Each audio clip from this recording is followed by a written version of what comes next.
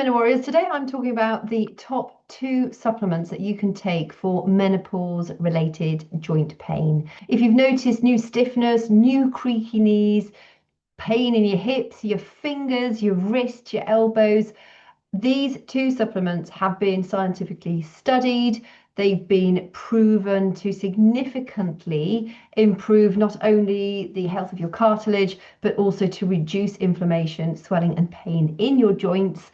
And I'm also going to go over some of the common ones that we tend to associate with joint pain and, helping re-establish good joint health, because you might be spending money in areas where you don't actually need to. And then finally, I'm going to go over a few points to help you make sure you choose the right kind of supplement, because when you type these supplement names into, say, Amazon or various search engines, it's amazing how misleading some of the marketing is. And I'll also list the ones that I think I would be looking at if you actually wanted to get these 2 supplements. So as we go through menopause, as our sex hormones fall, particularly estrogen, that can then have a negative impact on inflammation in our body. Estrogen supports our bones, our cartilage, our connective tissue, and it also keeps the joints well lubricated. So when estrogen falls in menopause, you can notice the joint pain and the increased inflammation.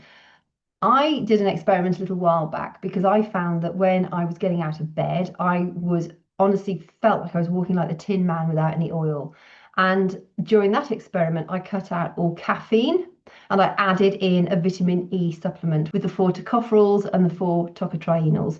If that sounds complicated, don't worry about it. Just go onto Amazon, have a look for a vitamin E and make sure it's got the 4 and the 4, and you'll be good to go.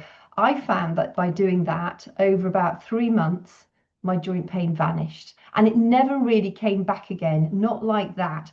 Currently, I've got a little bit of sore joints in my fingers. Having said that, I've been working really, really hard for several days, doing all sorts of heavy stuff with my hands, and I've also got an issue with my hip. So I've been, I have a vested interest in this. I think I have a hip flexor injury, but I may also have injured the actual joint itself about 2 years ago when I was stamping on kindling. I don't advise doing that. So I'm in the process of getting that all remedied and rectified. So I'm actually looking for myself to get a high quality supplement too. Hence me doing this video, because I thought, well, the research that I've been doing for myself could also be really helpful for you. So if you've got that sort of just generalized joint pain, I would give up coffee or caffeine for a while and add in the vitamin E supplement. If you have something like osteoarthritis, which a lot of us do develop as we get older, our joints do degrade. You may have a rheumatoid arthritis. Well, that is an autoimmune disease. Whatever I share with you today is also going to have a beneficial impact on that. So just bear in mind, I think, it's not a magic pill. It's not going to fix everything, but if it can reduce the swelling, reduce the inflammation, reduce some of that pain that you're getting, then these are well worth having. I'm not going to beat around the bush. The best supplement by far, and I've done quite a bit of research on it, I will drop the links below as well, is curcumin. Now, curcumin is the extract from turmeric, and you need to be really careful because when you might think, oh, well, I eat loads of turmeric, I make lots of sort of, spicy food, so do I drink turmeric tea during the day. When you have turmeric, it contains about 3 to 5% of the curcumin. It's the curcumin extract, or the turmeric extract, as in curcumin, that we actually need for joint health. We need around about 500 milligrams to up to 2 full grams, so 2,000 milligrams daily, depending on the severity of your issues. While I'm talking about adding in supplements, always make sure that if you're taking medications already, that you check with your healthcare provider first, that there's going to be no negative interaction. The good thing about taking something like curcumin, although it was quite difficult to find a really good quality one, and I'll explain why at the end of this, it does mean that you're not going to get the side effects that come with long-term NSAID use, the ibuprofen, etc. And because it's a natural product, it's been used in Ayurvedic medicine for about 4,000 years, it's well worth exploring. And I always say, take a supplement and see what an effect it has on you. You will need to take it for a little while before you notice any significant difference.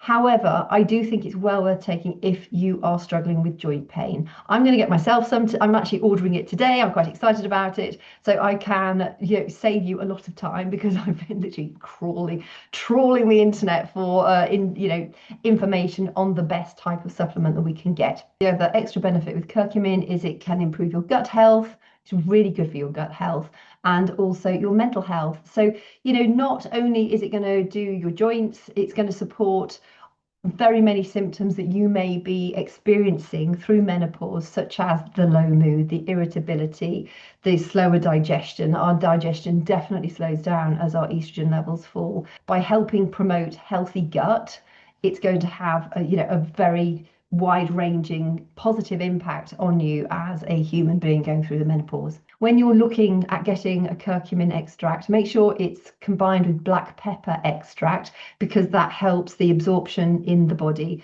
Without black pepper, and also it's fat soluble, so you want to make sure you take it with a meal that's got some sort of fat in it, and that will help your body absorb curcumin a lot better. The next one on the list is Boswellia serrata. Boswellia comes from frankincense.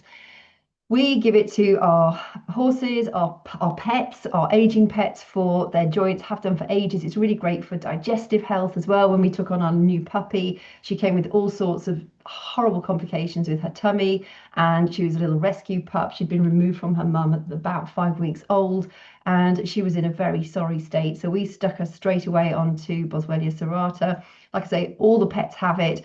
And I was thinking, my goodness, we give it to the animals. You can take it as a human too. Obviously, you'd probably want to get the human equivalent of it. Boswellia serrata actually blocks a certain chemical that promotes inflammation within the joints and the cartilage. It might even slow down the degradation of cartilage within the joint. Essentially, it blocks leukotrienes, and they also have a negative impact on your gut health. So, by taking Boswellia, you're going to help to reduce inflammation within the joint, improve your gut health, which will obviously have an impact on your mental health. It's going to give you more energy. It's going to help you feel happier. It's going to help with those mood swings and the irritability. But what I would suggest is take one of these first. And then, if you think, yeah, I can notice some improvement, then maybe take the second one, maybe 2-3 months down the line and see if you notice further improvement. Because otherwise, if you start to take both supplements at the same time, you're not going to know, is it them both working together? Or is it just one that's working really, really well for you and the other one actually isn't working that well? So, with your pocket in mind, I would decide maybe to start with the curcumin. And then if that's working, then possibly consider adding in Boswellia. If you take the curcumin, you think it was really not making that much of a difference to me, stop that. I would give it 2 or 3 months to give it chance to take effect. But if that then does not work, try the Boswellia serrata and see if you have better chance with that. Because I think, we're all different and we're all going to have different sensitivities to these various extracts. Like I said, I'm going to start with the curcumin. There is a product which I will list below as well that it includes the curcumin extract and Boswellia. However, on the packet, and I can't find any evidence about it at all, it doesn't talk about the Boswellia being standardized or an extract or the various things that you would look for in order to choose the right kind of Boswellia. So that made me think, yeah, it's a great idea in principle, but if it's not the type of Boswellia that will work well, we're sort of wasting our money. And it took me ages to find the one particular brand of curcumin that has all of their ingredients listed really clearly. It even shares the third-party test results, their analysis results, and it's the only product that I found, having spent probably an hour and a half looking at these various products, to be the one that I think, okay, that is literally showing me absolutely everything I need to know, and hence that's the one I would recommend to you. I will break all those various products down at the end of this and give you an idea of what to look for when you are searching for these various products. Also wanted to chat about a few more supplements that you may think, well, I always hear about magnesium, I always hear about collagen type 2, I always hear about glucosamine and chondroitin. Yes, they can have a positive impact on your joint health, but having done a lot of research, they are not as effective as either curcumin or Boswellia serrata. So while, for instance, collagen type 2, there are quite a few studies suggesting it might help, it might not. Instead of spending money on collagen type 2, I would focus on the two really well documented, scientifically proven supplements instead and put your money there. Magnesium, again, it has numerous health benefits. It's also anti-inflammatory. If you eat lots of nuts, seeds, legumes, vegetables, you're likely to be getting dark chocolate. You'll be likely to get enough magnesium. We should be able to get enough from our diet. A lot of us are deficient in magnesium. So if you're thinking, oh no, but I really do want to take some kind of magnesium supplement, I would go for a magnesium complex, unless you're specifically looking for help with your sleep, in which case magnesium glycinate is supposed to be one of the better ones. I think a magnesium complex is got them all in it, and there are different types of magnesium that do different things for the body. So if you're looking for a magnesium supplement, personally I would choose the complex. But if you're looking specifically for help with your sleep, to help with that calming, you might want to go for glycinate. There's also magnesium citrate. I'll just mention that quickly. That is probably the cheaper version of the bioavailable magnesium types. However, it's likely to disrupt your digestion more. It can lead to diarrhea, whereas the glycinate has a similar effect on your sort of calming system, but it won't upset your tummy as much as citrate might do. Vitamin D is one of those things that you often hear around joint health, bone health. Vitamin D3 is actually probably one of the most important vitamins we need because it has an impact on our mental health, our cardiovascular health, it's anti-cancerous. I mean, there are so many benefits of taking vitamin D3. However, if you're going to be taking vitamin D3, I would also combine it with a K2 supplement. You often see D3, K2 combined. Don't just go for the straight vitamin D3 supplement. The reason for that is a lot of us take vitamin D, particularly through menopause, because we associate vitamin D with better calcium absorption. And obviously we associate calcium with our bones and our teeth and our joints. However, if you're taking maybe a calcium supplement, unless you've been advised to take a calcium supplement, you're probably going to be getting enough from your food. The reason you want to take it with a K2, so vitamin D3 and K2, is because it tells the body where to put the calcium. So if you're deficient in K2, and to be honest, the vast majority of people are, you're likely to be having calcium deposits in your arteries and your lungs and places that you do not need it in your body. You want the calcium to go to your teeth, your bones, your joints. So by having that K2 addition to the vitamin D3, you're not only enhancing your body's ability to absorb the calcium that you take in, you're also telling the body, directing that calcium to go where it needs to go. However, just moving back to joint health and cartilage degradation, in studies, vitamin D3 may have a negligible positive effect on your joints. But again, it's not one of those supplements that you think, okay, I've got joint pain, I've got osteoarthritis, rheumatoid arthritis, whatever it might be. So I'm going to take vitamin D3 because that's going to help them. You'll find that curcumin and or Boswellia serrata will do a much more effective job at helping you manage the joint pain. Chondroitin and glucosamine, a lot of people take that, and it's probably one of the first things you think about with joint health. The initial studies a few years back were really, they showed great success in taking them both together.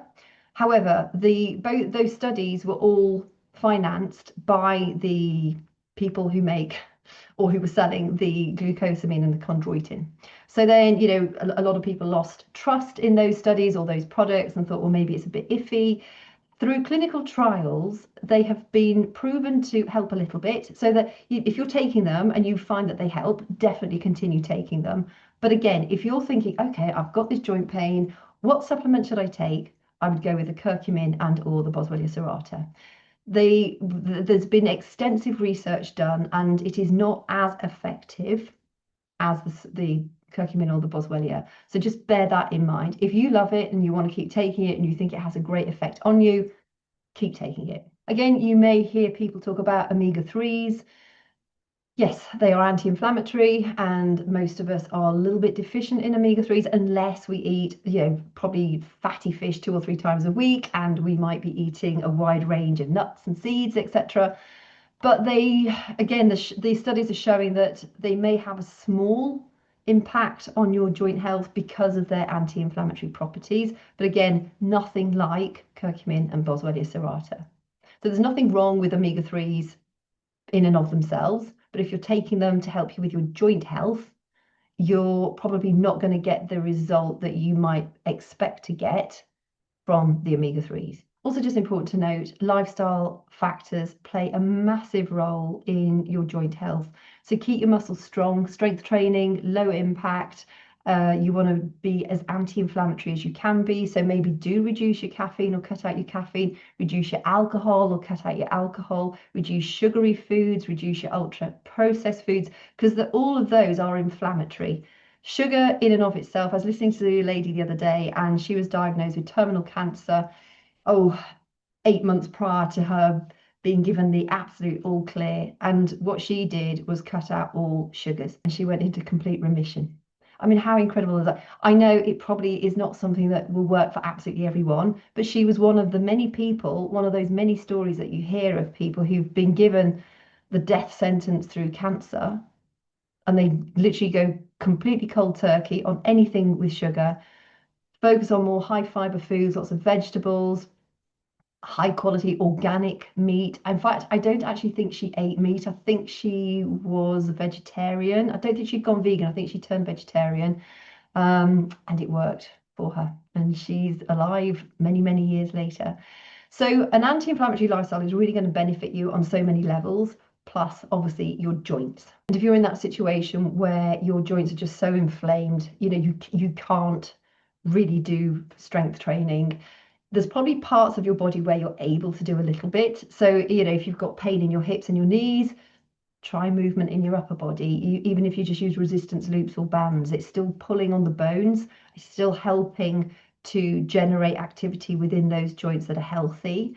And that is going to have a positive impact on you. That no matter where you're at, unless literally every joint is incredibly painful, when you can introduce movement, it is going to have a beneficial impact on you. You might also find something like an Epsom salt bath is going to be really relaxing. Normally we associate those with muscular pain, but Epsom salts do get, it's a type of magnesium, gets absorbed in through the skin, and you'll find that will have a really calming, but also anti-inflammatory effect on the sore joints that you might have too. So going on to finding a good quality product, curcumin product.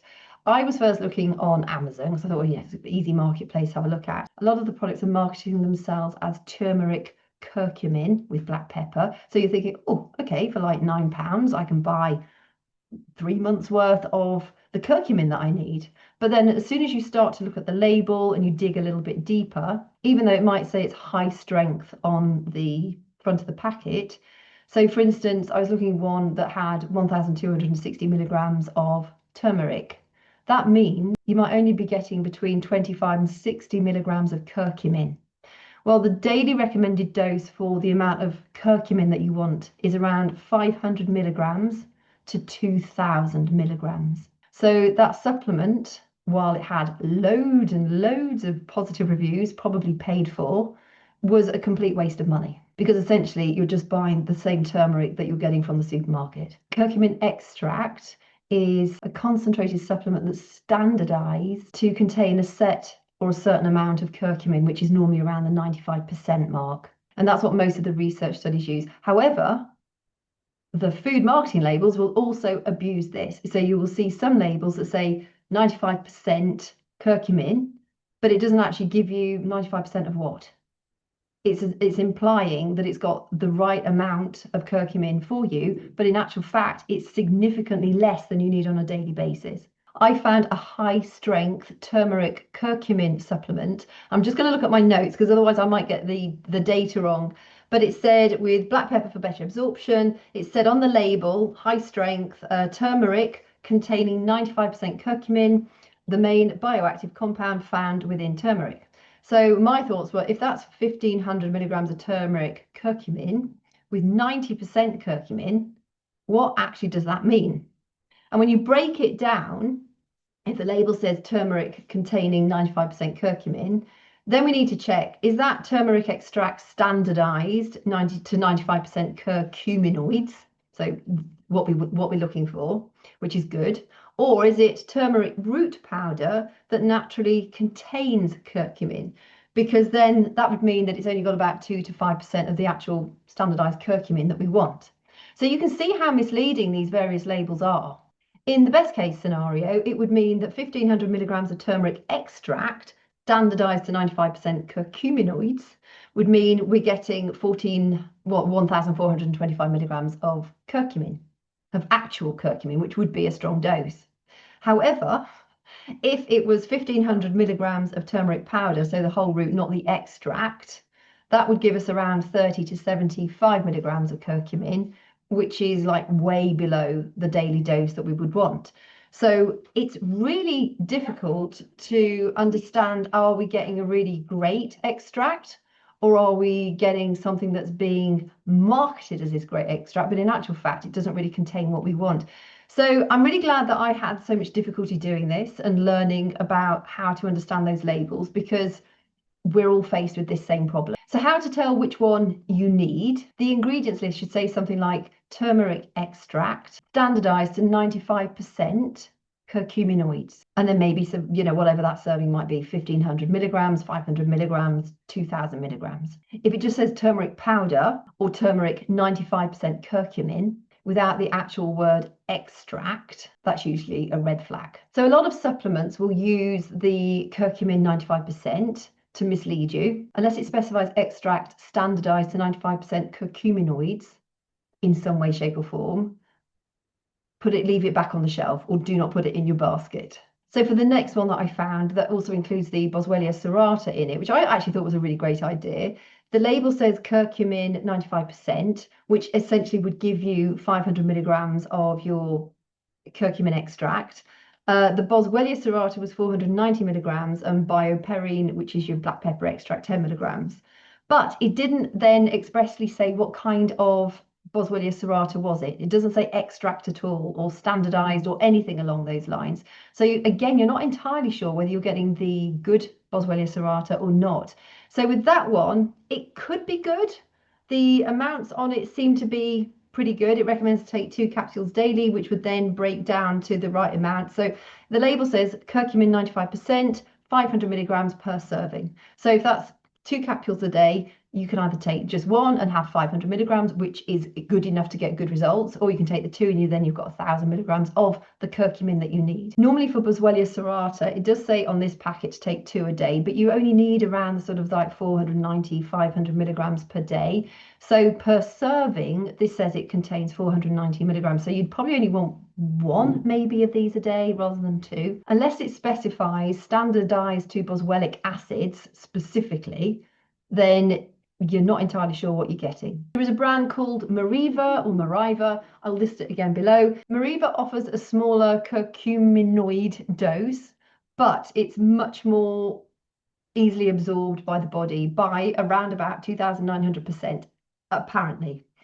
I've done quite a bit of research on it. It does seem a very solid product. It is a little bit more expensive than the other stuff, but it looks like you're getting really, really good quality curcumin. The Meriva formulation binds to phospholipids.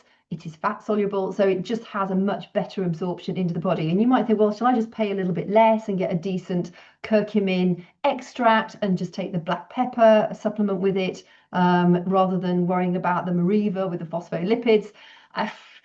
I would depend on your budget. If you can afford to go a little bit more pricey and go with the Meriva, maybe that would be the better option. If you're really on a strict budget, I would personally go for the higher curcumin percentage, and then make sure that it has the black pepper extract in it too, which the vast majority of them do in any case. However, the one that really stood out to me is that it got everything on display of how apparently effective it is one by Love Life Supplements. It's curcumin 95 plus Bioperine, which is the black pepper extract. And if you look at this product, I will link it below. It's got everything you want. It's actually got 96.9% curcuminoids, It's 500 milligrams per capsule. It's third-party tested, no bulking agents, added Bioperine for absorption. And it also states pure curcumin, not turmeric. So that one for me, that's better value than the Meriva one. That is the one, the Love Life one is the one I would get, and it's the one I am going to get. So I will put the links to these products beneath this video because I think it'll be helpful for you to have a good look at them. I'm also going to link a couple that I initially thought, wow, those are good value. And I will highlight that these are the ones not to buy and that how misleading they are. And then I will highlight the ones also that I would highly recommend that you take a look at. So just be mindful that a lot of the supplements that we associate with joint pain might not be as effective as you want them to be. Curcumin, it's been clinically tried and tested and proven to have significant benefits for joint pain, as has Boswellia serrata. Drop it in the comments below. Do you have something that you find works really, really well for your joint pain? I'd be really interested to hear. Like I said at the beginning of this, if you just got general aches and pains and creaks, you might find just cutting out caffeine and then having the vitamin E supplement would help you too. I now drink coffee. I don't take the vitamin E supplement anymore, and my joints have stayed fine, except for this hip injury that I've got and sore finger joints because I've been doing so much heavy work recently. I anticipate my finger joints will go back and feel quite fine again soon. But I think it is something that we can just make sure that we're not actually getting into that sort of damaged joint realm. Because obviously as we get older, the body does degrade a little bit. I would look at this as preventative, even if you do not have joint problems right now. If you found it helpful, please click the like button and consider subscribing to the channel if you haven't done so already. If there's anything that you would like me to cover in a future episode, please let me know. I'd love to include it in my rotation. And I thank you so much for your company. I hope you have a great week, and I will look forward to chatting with you again soon.